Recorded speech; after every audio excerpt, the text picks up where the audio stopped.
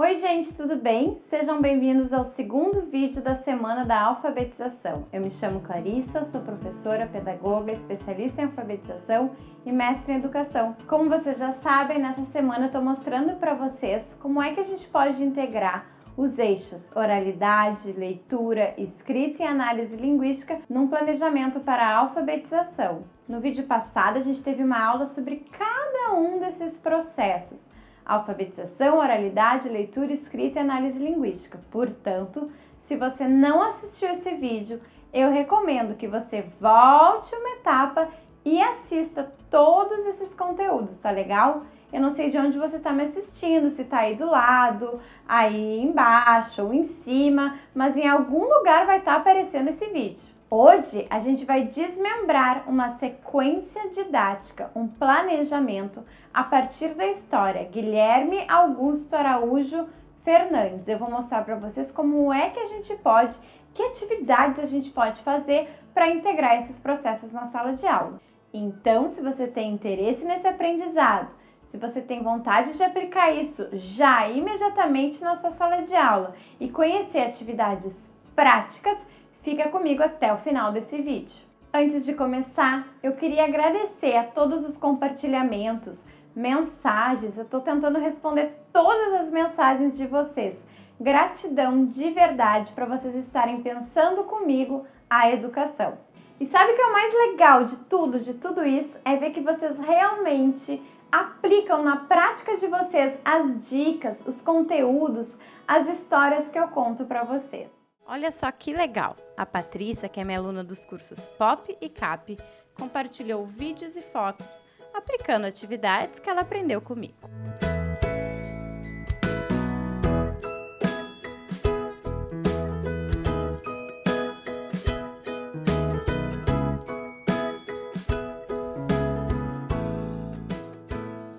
O mais legal de tudo isso é saber que de alguma forma eu estou conseguindo ajudá-las.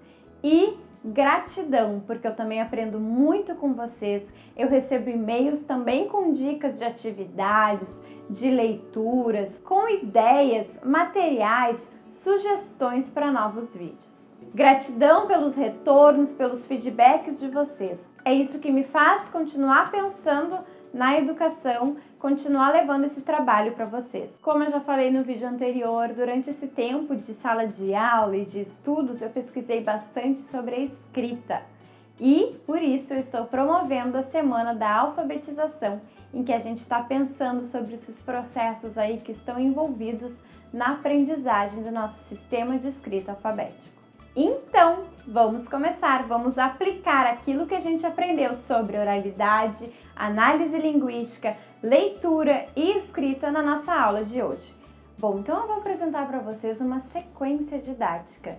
A sequência didática geralmente começa por um gênero textual e ela tem objetivos próprios para aquela sequência didática, que não precisa durar somente uma semana. No caso, todas essas atividades que eu vou apresentar para vocês não dariam numa semana, até porque a gente tem que estar envolvendo outras áreas do conhecimento, outras disciplinas, outras coisas, outras atividades permanentes que acontecem durante a semana. Essa nossa sequência didática está partindo de uma narrativa do livro que eu vou mostrar para vocês. A leitura, gente, sempre envolve, segundo a Isabel Solé, tem que envolver algumas estratégias de compreensão. Uma delas é a motivação. Então, eu já vou dar uma ideia para vocês que vocês podem aplicar na sala de aula de motivação e que vai ativar um outro conceito trazido pela Isabel Solé, uma autora que fala sobre compreensão leitora, que é ativar os conhecimentos prévios. Então, o que a gente pode fazer? Eu vou fazer com vocês, vamos lá? Então, como motivação, como é uma história que fala sobre memória, eu sugiro que vocês levem lá para a sala de aula de vocês alguma coisa, uma mala, uma bolsa, uma mochila, enfim, o que vocês tiverem, façam um barulho com as crianças. O que a gente vai colocar dentro de uma sacola, de uma caixa, de um baú ou da mala, como é o meu caso? As nossas memórias. Coisas que representem as nossas memórias. Por exemplo, a professora escolhe até para a gente criar aí cada vez mais uma afetividade com os nossos alunos, coisas da sua memória. Então eu já escolhi, no meu caso, a mala ela é proposital, porque eu sou uma pessoa que adora viajar, eu já contei no vídeo 1 que eu morei um tempo fora. e sou uma pessoa que adora conhecer lugares novos, então tudo isso a gente pode trabalhar com as crianças. Tem um porquê, porque eu já planejei essa história, porque eu sei o que eu quero, eu sei qual é a minha intencionalidade com a história, falar sobre memória. Então, dentro dessa mala, eu coloquei algumas coisas que representam as minhas memórias.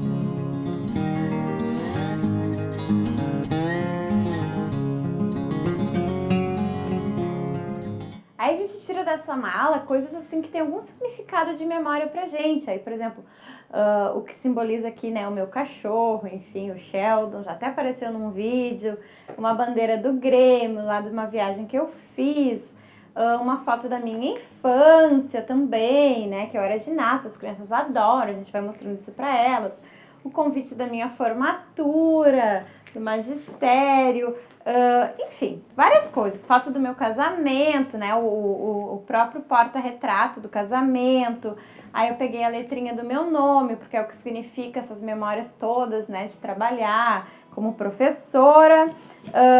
Um livro que eu ganhei de alunos, então com fotos dos meus alunos e com recados deles, coisas que lembram a nossa memória, e a gente mostra isso para as crianças.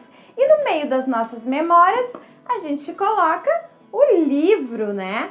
O livro que é o Guilherme Augusto Araújo Fernandes. E aí, olha aqui, gente, por que será que a prof trouxe todas essas coisas que remetem à memória dela? O que é memória? Quais são as memórias de vocês? A gente vai estar ativando aí o que é do contexto das crianças também. O que vocês lembram? O que significa lembrar? E o que será que esse livro tem a ver com isso?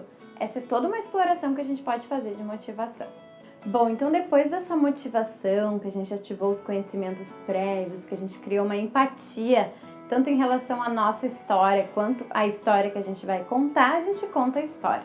Eu vou enviar a história, os slides e todas as dicas da sequência didática que eu vou passar para vocês por e-mail, para todos que se inscreveram na Semana da Alfabetização.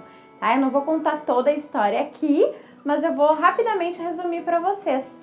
O Guilherme Augusto Araújo Fernandes morava do lado de um asilo.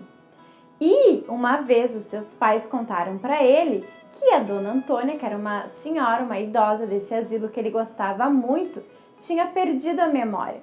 Mas aí o Guilherme fica encucado e quer saber o que é memória. Então ele vai perguntando para todos os velhinhos lá do asilo o que é memória. E cada um que responde alguma coisa para eles, por exemplo, memória é choro, ele leva algum objeto, coloca numa cesta, um objeto que em relação à resposta que deram para ele. E aí no final da história, ele leva todos esses objetos para a dona Antônia, que de alguma forma, quando ela olha cada um dos objetos, ela consegue lembrar de alguma coisa da história dela. Então essa história é realmente muito bonita. A gente pode trabalhar, além de todas as propostas que eu vou dar para vocês, a gente consegue pensar nessa história. Por que ele se identificava com ela? Porque ela também tinha 4 nomes, que nem o Guilherme. E uma outra coisa, toda essa questão de respeito, de carinho que a gente tem que ter com os idosos. Então eu recomendo essa história, ela é muito potente para pensar todas essas coisas e também para as atividades que a gente vai fazer. Agora eu vou apresentar para vocês algumas atividades que a gente está relacionando esses 4 eixos que vocês podem aplicar na sala de aula de vocês. Bom, quando a gente pensa em compreensão leitora, nós temos que saber o que a gente faz antes, durante e depois da leitura. Uma estratégia foi a motivação, usando objetos que estão fora do livro, mas é importante também a gente mostrar o livro, perguntar o que as imagens estão representando, o que será que tem na história. E esse livro é legal porque na primeira imagem todos os velhinhos estão virados de costas. Isso já dá toda uma curiosidade para a história, né? Então a gente pode mostrar isso para as crianças e fazer previsões. Por que será que eles estão assim? E depois que a gente conta a história, a gente volta para ver se a nossa pergunta foi respondida. Se foi respondida da mesma forma ou não. Isso é muito importante. No momento que a gente faz previsão de um texto, a gente tem que voltar para ele depois e ver se as nossas previsões estavam corretas. Então, gente, como eu falei para vocês, um dos nossos objetivos é trabalhar com a expressão memória.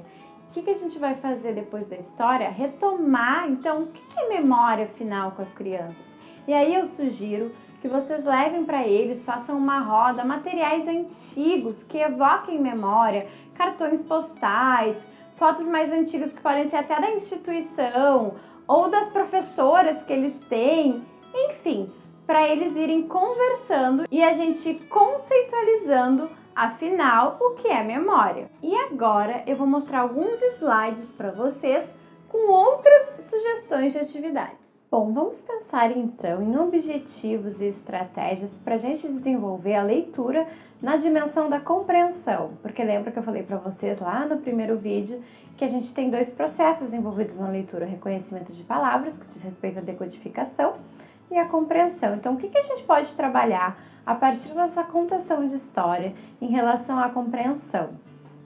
Alguns objetivos eu coloquei aqui para vocês: compreender a temática do texto, localizar informações implícitas no texto, interpretar a expressão do texto e relacionar textos verbais e não verbais, construindo sentidos. Bom, aí a gente tem que relacionar, olha, lembra de um objetivo que a gente tinha lá, das questões implícitas.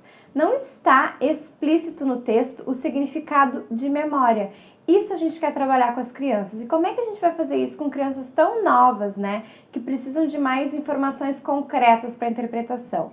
Uma ideia é a gente relembrar o que para cada personagem representou a palavra memória.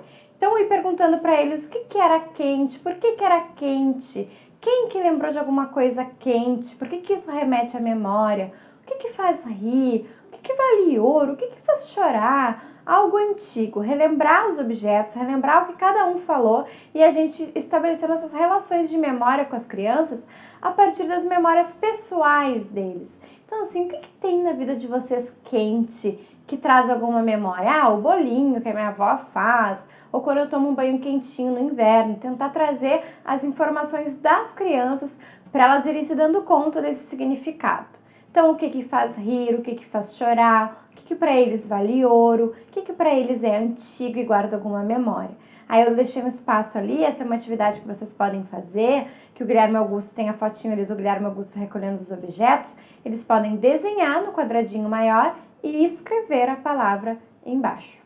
Essa já é uma forma de a gente avaliar, de a gente ver como estão as escritas dos nossos alunos, de fazer uma testagem, recolher essa atividade para ver como que eles estão escrevendo. A gente está falando de compreensão, mas estamos relacionando outras dimensões aí, como a escrita, por exemplo.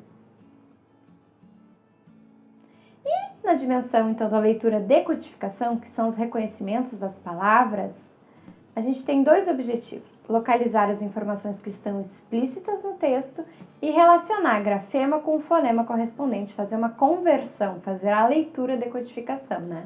Bom, então depois das estratégias de compreensão, a gente vai trabalhar esses objetivos que eu li para vocês. O que a gente vai tentar fazer? Relacionar a palavra memória ao significado que cada personagem atribuiu para ela. Porque cada personagem fala alguma coisa lá para o Guilherme Augusto, o que aquela memória faz lembrar, enfim, dá alguma referência. Vou mostrar agora a folha para vocês. Então, em uma folha estruturada, sistematize essas informações. Provoque os alunos a localizarem as informações no texto. Aqui está o modelo da folha para vocês. Veja bem, de um lado os personagens, o nome dos personagens, que a gente vai ter que mostrar o livro, mostrar o nome do personagem, fazer tudo isso de novo com as crianças, escrever o nome do personagem ali do lado, para eles verem a representação dos desenhos. Aí ali está a fala do personagem. Algo quente, meu filho, algo quente. Algo que o faz chorar, meu menino, algo que o faz chorar. E assim por diante. Então, a gente vai ter essa folha modelo, a gente tem que ter uma folha modelo com a representação do personagem e a sua fala. Então, a gente faz uma folha com cada personagem e a fala exata que está do lado, para que as crianças possam voltar para essa folha e consultar. Uma adaptação que a gente pode fazer para crianças que ainda não leem, ou que leem somente palavras, ou que estão num período bem inicial das suas hipóteses, é entregar só uma palavra-chave. Então, tem que fazer uma folha, uma adaptação. Aqui mostra uma adaptação para leitura, geralmente a gente faz para escrita. Ao invés de colocar toda a frase, a gente coloca só a palavra-chave da frase. Quente, chorar, rir, antigo ou ouro. Né? Então, ela vai ter que identificar só essa palavra lá no meio daquela frase, daquela folha modelo que a gente vai dar para elas com as respostas. É uma forma de leitura, de decodificar e reconhecer palavras. E a oralidade? Eu falei para vocês que a oralidade também é uma situação, uma estratégia que tem que estar presente na sala de aula. E aqui eu vou apresentar para vocês que objetivos em relação à oralidade. Planejar uma exposição oral a partir de roteiro construído coletivamente. Expor oralmente o objeto trazido a partir do roteiro. Construir um roteiro para exposição oral. Então, olha só. Explore o conteúdo do texto e proponha uma caixa de memórias dos avós, pais ou outros familiares. Lembra que eu mostrei para vocês a minha motivação, que eu trazia objetos que despertavam a minha memória? A gente vai fazer com que os alunos também tragam um objeto, mas aí da família ou de algum responsável, enfim. Então, peça que cada aluno traga um objeto que os façam lembrar-se de suas memórias, das famílias, não das crianças. Oriente os alunos a ouvirem a história. Então, eles vão ter que recontar depois uma história que alguém está contando para eles. E a importância que o objeto tem para as pessoas escolhidas, para depois recontarem para seus amigos na roda. Olha que importância da oralidade aqui. É um reconto. Eles vão ter que tentar contar novamente a mesma sequência que foi dita para eles. Para isso, a gente tem que fazer, gente, preparar essa fala. Então, a gente vai mandar de tema, de pesquisa aí, o nome do objeto, quem é o dono dele, que ano ganhou, comprou, trocou, achou esse objeto e que memórias ele evoca. Então, esse roteiro pode ser pensado a partir da exposição da professora, que leva um objeto pessoal, como eu mostrei para vocês lá na mala, e fala sobre ele para os alunos e retoma o nome do objeto, quem é o dono dele, que ano eu ganhei e comprei, que memórias ele me evoca. E aí a gente monta um mural com esses relatos e com a exposição dos alunos. Olha só o que a gente vai mandar para casa. Exatamente essas coisas que eu falei para vocês. O nome do objeto, o nome do dono do objeto, que ano esse objeto passou a fazer parte da vida da pessoa escolhida e descrever as memórias que esse objeto faz lembrar. Então, as crianças vão ter que escrever junto com a família de tema e depois trazer para a sala de aula, tentar fazer a leitura, fazer a oralidade. Então, eu estou mostrando aqui para vocês que a gente está fazendo leitura, escrita e oralidade na mesma atividade. Tá? Porque eles vão ter que construir com a família a partir do objeto escolhido e vão ter que preparar a fala para a exposição, que faz com que esse momento de oralidade seja formal, não seja somente aí em outros momentos que a gente usa oralidade para questionar, para conversar, enfim, quando eles retomam atividades que a gente está fazendo, quando eles nos ajudam a explorar as atividades, mas é um momento formal de oralidade, que vai ter todo um roteiro construído para poder falar depois. E a escrita? Como é que a gente pode pensar as práticas de escrita aí? Quais são os nossos objetivos? Descrever coletivamente uma das personagens da história, usando imagens e informações do texto como recurso. Construir o roteiro para a exposição oral, que eu já mostrei para vocês, e escrever palavras. Então, escreva os nomes completos indicados abaixo. Nome da criança, nome do pai, nome da mãe. É um momento de escrita, que a gente pode consultar as fichas dos alunos para eles poderem se guiar. Por que isso? Porque o nome do livro é Guilherme Augusto Araújo Fernandes. Então, a gente também vai trabalhar com essa questão com as crianças. Aí, gente, a gente vai fazer uma caracterização coletiva, uma produção textual coletiva, caracterizando a Dona Antônia. Então, partindo da imagem do livro, partindo de trechos da história, como que ela é, qual a idade dela, qual o nome dela, a gente vai escrevendo, vai fazendo aí uma listagem, uma produção textual coletiva. Só que antes disso a gente vai motivar as crianças. Então a gente vai fazer uma chuva de ideias, uma chuva de palavras sobre a Dona Antônia. Aí a gente vai fazer um texto descritivo. Algumas crianças podem registrar as palavras lá no quadro para vocês chamam ela para fazer, ou elas podem pensar o A do Dona Antônia, só a letrinha, dependendo da criança, a gente chama e faz uma intervenção diferente. Como é que elas vão registrar esse texto? Aí é que tá, a gente pode fazer todo ele descrito no quadro, sim, a gente digita, em outro momento essas crianças vão ter que armar esse texto e colar no caderno delas. Eles podem registrar só algumas palavrinhas do texto, não precisa ser o texto inteiro, depende do ciclo que você está, da fase que você está com os alunos. Se a gente está no terceiro ano, sim, eles já podem fazer toda a reprodução. Mas se a gente está lá no primeiro ano, início de primeiro ano, ou mesmo no meio do primeiro ano, vamos marcar as palavras que têm 7 letras, por exemplo, vamos copiar só essas, ou as que têm o mesmo, começa com a inicial do nosso nome. A gente não deixa de fazer alguma produção porque as crianças ainda não escrevem com autonomia. Isso que eu quero deixar bem claro para vocês. É nesses momentos de produção textual coletiva que a gente vai conseguir fazer intervenção, fazer boas perguntas. E aí, então, eles podem fazer isso no caderno ou já receber essa folhinha que eu também vou deixar para vocês no e-mail, escrevendo as características da Dona Antônia. Eles vão copiando, então, algumas palavras específicas, conforme eu falei para vocês. Então aí, elabore boas perguntas. Qual a letra inicial dessa palavra? Tem alguém na sala que começa com essa mesma letra? Tem palavras com a mesma letra do teu nome? Vamos rever a palavra e ver se a gente fez certinho. Olha só, que sílaba inicial? Vocês colocaram a mesma? Olha aqui, olha aí na folhinha de vocês.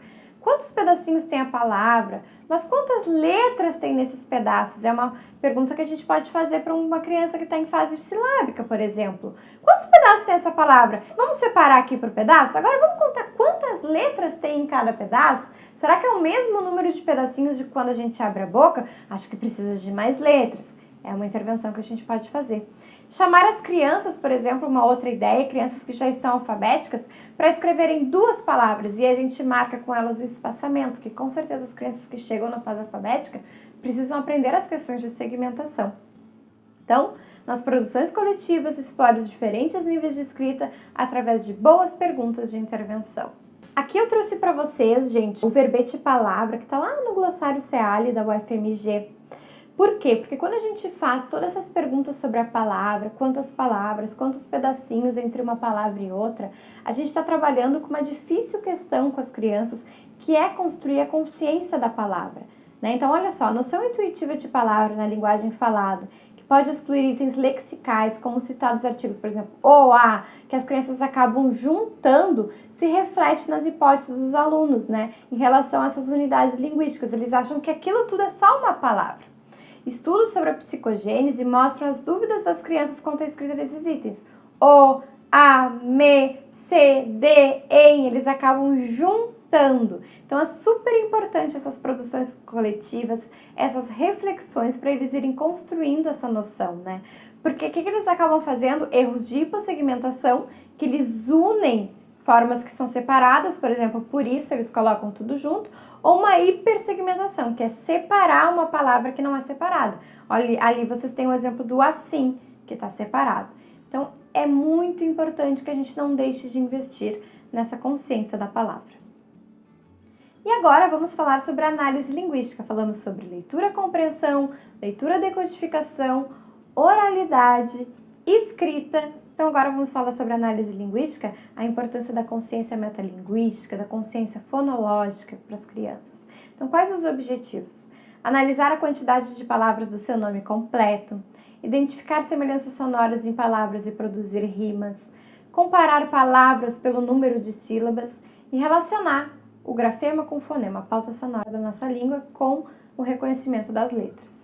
Então, lembra que eu falei para vocês uma proposta de escrita era escrever o nome da criança, o nome do pai e o nome da mãe. Aí a gente vai fazer um levantamento com as crianças. Quantos pedacinhos tem aí no nome de vocês completo? Quantas palavras? Ainda a gente está retomando a consciência das palavras que eu acabei de falar para vocês. Aí a gente pode fazer lá na matemática, montar um gráfico com essas informações. Quem tem mais nomes aí no nome completo, quem tem menos, enfim. E olha só que legal essa atividade de reflexão, então, de análise linguística. A gente coloca o nome completo ali e a gente tem que marcar o número de palavras que tem o nosso nome. Por exemplo, Clarissa dos Santos Pereira. Clarissa dos Santos Pereira. Tem 4, então eu vou marcar 4 quadradinhos. Eu vou fazer uma pintura para eu ir me dando conta dessa consciência importante da palavra. Faz a mesma coisa para o nome do pai, faz a mesma coisa para o nome da mãe. E aí a gente está trabalhando novamente análise linguística, leitura, escrita e oralidade, porque as crianças vão ter que apresentar, vão ter que dizer qual o nome delas, quantos nomes tem ali, para a gente poder construir o gráfico que eu falei para vocês no slide anterior. Consciência de rimas, que também é super importante aí, uma habilidade da consciência fonológica. Releia o trecho da história em que aparecem as rimas com os nomes das personagens, porque é um livro que tem rimas. Veja se a turma já memorizou esse jogo de palavras. Monte esses trechos em fichas por palavras em um cartaz. Cada palavra é rimada. E aí eles têm que identificar as palavras que rimam, convidar alguém para pintar os pedacinhos que são parecidos ou sublinhar, trabalhar essas habilidades com os alunos. Então, por exemplo, Ela gostava da senhora Silvana que tocava piano, ali tá a frase que eu acabei de dizer para vocês. Ele ouvia as histórias arrepiantes que lhe contava o senhor Cervantes. Ele brincava com o senhor Valdemar que adorava rimar. Então aí, gente, o que tá rimando? O que tá igual? O que faz rimar? Qual o pedacinho que faz rimar? Aí uma outra ideia é a gente explorar bem esses sons que combinam e aí depois a gente vai entregar fichas para as crianças. Primeiramente, só na ideia da oralidade aí, só na ideia da figura. Então a gente entrega a senhora mandala e a bengala e todos os outros, né? Todas as outras representações. Ali eu só coloquei um exemplo. Aí eles têm que juntar a mandala com a bengala, só no nível oral. Depois eles fazem a classificação com palavras. Juntam a mandala e a bengala. Então tem duas partes aí do nosso trabalho. A gente está trabalhando com essa consciência de rimas. Uma ideia para trabalhar a consciência silábica é o batalha de palavras. Então a gente coloca figuras e aí quem retira uma imagem com mais sílabas ganha rodada ou empata se os dois tiverem. Então ali a gente tem a senhora Silvana que está tocando piano e tem a Concha. Aí a criança vai tirar, vai fazer a batalha das palavras em relação ao número de sílabas. Então uma criança tirou a senhora Silvano, a outra criança tirou a Concha. Eles vão ter que pensar Silvano, Concha. Quem ganhou as palavras? Quem ganhou as cartelinhas? Ah, quem tirou a senhora Silvana. Ganha as duas. Tá bom, gente? É a batalha de palavras. Pode fazer com os nomes dos objetos, nomes dos colegas, nomes dos personagens, tudo relacionado, porque esse livro é um bom aí, ele é bom pra gente trabalhar os nomes das crianças. Bom, pessoal, e para a dimensão da consciência fonêmica aí, que também está envolvida na consciência fonológica, eu falei sobre ela no nosso primeiro vídeo, se você não viu, retome lá todos esses conceitos. É super importante que a gente faça essa análise linguística aí das letras na relação não só do nome da letra, mas o som que aquela letra faça, qual é a pauta sonora daquela letra, né? Então aí a gente tem até a habilidade de consciência grafofonêmica, que é relacionar a letra, o som da nossa letra com o traçado daquela letra, o grafismo, o reconhecimento das letras. E aí o que a gente pode fazer? Uma atividade simples, mas super potente. Usar as letras móveis, eles vão ter que se dando conta ali pelo desenho qual é a letra inicial daquela palavra. É importante que a gente não só entregue essa folha para os alunos, mas faça essa reflexão oralmente, né? Convide algum dos alunos para escolher a letra, a gente pode esconder as letrinhas dentro de um saquinho, eles vão tirando e aí a gente vai vendo onde que se encaixa, fazendo uma análise também, não só dessa letra inicial, mas às vezes pode ser da letra final, a gente pode substituir. Usem todas as estratégias possíveis para aí estar trabalhando essa habilidade que é super importante no processo de alfabetização. Gostaram, gente? Com isso, a gente conclui mais um vídeo da nossa Semana da Alfabetização. E se vocês gostaram, se preparem, porque no nosso próximo vídeo eu ainda vou dar mais algumas dicas de atividades. Inclusive, uma atividade diferenciada para cada um dos níveis psicogenéticos. Então, se você tem aí diferentes níveis na sala de aula, eu vou dar uma estratégia diferenciada para você. Eu imagino que a realidade de cada um que está participando dessa semana, que está assistindo os vídeos, seja diferente. Aí você deve estar se perguntando, Clarissa, será que eu posso aplicar isso na minha sala de aula? Sim, é possível. Vocês têm que equilibrar, colocar dentro do contexto de vocês, para que possam fazer as adaptações para o contexto de vocês. Porque a gente vive em realidades diferentes, então a gente tem que estar sempre renovando, buscando, adaptando as nossas formas de ensinar diante de todos os nossos conhecimentos, sabendo que esses pilares, que esses eixos são essenciais para trabalhar a alfabetização. Eu queria falar muito mais sobre isso, encher vocês de mais atividades práticas, mas esse vídeo já está ficando muito extenso. Por isso eu te convido para vir comigo assistir o próximo vídeo da Semana da Alfabetização. E nele nós iremos concluir a sequência didática. Lembrando que vocês já vão receber, já devem estar recebendo no e-mail de vocês todas essas sugestões. Além disso, ainda na próxima aula, eu vou te apresentar um caminho para continuar aprofundando tudo o que estamos aprendendo na Semana da Alfabetização. Eu vou falar sobre o meu curso fechado, o CAP, Curso de Alfabetização na Prática. Então não perca essa oportunidade de continuar estudando, se reciclando, pensando as coisas para a sua realidade a partir dos conhecimentos sobre alfabetização. E não esqueçam da mesma tarefa que eu propus no vídeo anterior, que vocês possam deixar aí de tarefa de casa, de tema, um comentário, espalhar essa informação, chamar outras pessoas para a nossa semana da alfabetização. Deixa a sua mensagem. Se não ficou alguma coisa muito clara, você pode me perguntar que eu vou responder a sua mensagem. Ah, e não esqueça, lá no meu canal tem vários conteúdos completinhos, outras aulas ao vivo sobre alfabetização, sobre leitura, ortografia. Você pode acessar o meu canal, Clarissa Pereira Pedagoga, o meu site, clarissapereira.com.br e ter acesso a todos esses conteúdos gratuitos. Então não deixe de passar por lá. A gente fica por aqui e eu te vejo no próximo vídeo da Semana da Alfabetização. Foi um prazer dividir mais um conhecimento com vocês.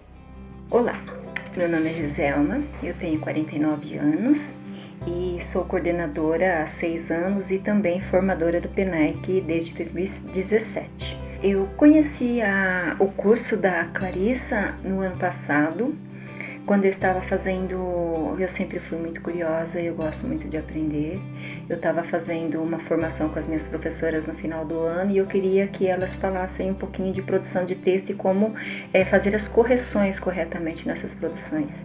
E eu comecei a pesquisar videoaulas para eu ver vários vídeos para ver se eu aprenderia melhor, de uma forma que eu pudesse explicar e ensinar melhor as minhas professoras.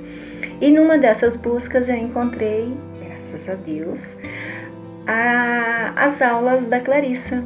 O primeiro vídeo, depois tinha indicação de outro e todos os vídeos eu assisti. Então assim, foi maravilhoso, foi um tesouro, uma busca, um tesouro. Outra coisa, né, assim, para aquelas pessoas que querem fazer o curso, né, que estão aí a fim de fazer o curso, eu super indico, eu acho que só vem acrescentar, é uma delícia o curso, eu estou fazendo já, e assim, para mim ele está sendo muito bom, muito proveitoso, porque eu estou pegando muitas informações e muitas dicas que elas me dão, e não só para mim, né, eu levo essas informações, essas dicas dentro da minha realidade, eu levo para o meu contexto, porque eu trabalho com alfabetização, com as professoras do ciclo 1 de uma escola estadual, e as formações são semanais, então eu estou sempre acrescentando e levando as coisas para elas, e toda a formação é bem-vinda. Então eu estou unindo as informações que eu tenho, que eu obtive com a Clarissa, e adaptando, levando elas, né, acrescentando com o material que é o do governo, Ler, Escrever e o EMAI. Perfeito, maravilhoso, eu indico. O vídeo é maravilhoso, as aulas são ótimas, não tenho nem o que discutir, nem o que falar muito. Eu acho assim, para quem quer, para quem busca, para quem está atrás do novo, do conhecimento, sair da mesmice dessas formações que a gente tem e que não são a prática de sala de aula, as formações da Clarissa têm todo um diferencial. É prática, é embasamento teórico com a prática da sala de aula. Então, eu acho que é um curso que só tem a ganhar. Se você puder, por favor, só tem a ganhar, não vai perder em nada, tá? Então, assim, o que eu acho maravilhoso é que tudo que eu aprendi só me motivou a buscar mais e me deixar mais apaixonada ainda pela educação. Então, eu acho que todos, né, só tem a acrescentar, só tem a ganhar quando buscam novos conteúdos, novas formas e novos jeitos de aprender. Então, meu beijo, boa sorte para todas e não pensem 2 vezes. Para quem quer, para quem se importa com a sua formação pessoal, a hora é agora. Um beijo, obrigada Clarissa, obrigada pelo retorno, pelas dicas, adoro, tá? Você é sensacional, obrigada.